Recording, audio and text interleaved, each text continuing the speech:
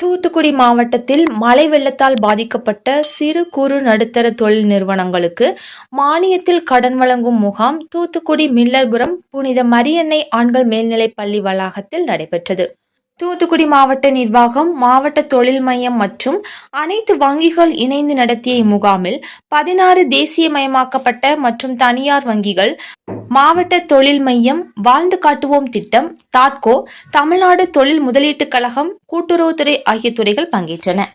இம்முகாமில் மழை வெள்ளத்தால் பாதிக்கப்பட்ட தொழில் முனைவோர்களுக்கு தமிழக அரசால் அறிவிக்கப்பட்டுள்ள வெள்ள நிவாரணத்திற்கான சிறப்பு கடனுதவி திட்டங்கள், மாவட்ட தொழில் மையத்தின் மூலம் 15% முதல் 35% வரை மானியத்துடன் செயல்படுத்தப்படும் வேலைவாய்ப்பற்ற இளைஞர்களுக்கான வேலைவாய்ப்பு உருவாக்கும் திட்டம், பிரதமரின் வேலைவாய்ப்பு உருவாக்கும் திட்டம், பிரதம மந்திரியின் உணவு பதப்படுத்தும் குறு நிறுவனங்களை முறைப்படுத்தும் திட்டம், புதிய தொழில் முனைவோர் மற்றும் தொழில் நிறுவன மேம்பாட்டு திட்டம், அண்ணல் அம்பேத்கர் தொழில் முன்னோடிகள் திட்டம் ஆகிய திட்டங்களின் மூலம் கடன் பெற்று பயனடைவது குறித்து ஆலோசனைகள் வழங்கப்பட்டது. இதில் பலதரப்பட்ட வணிகர்கள், சிறு குறு நடுத்தர தொழில் நிறுவனங்கள், புதிதாக தொழில் தொடங்க விரும்புவோர் பங்கேற்றனர்.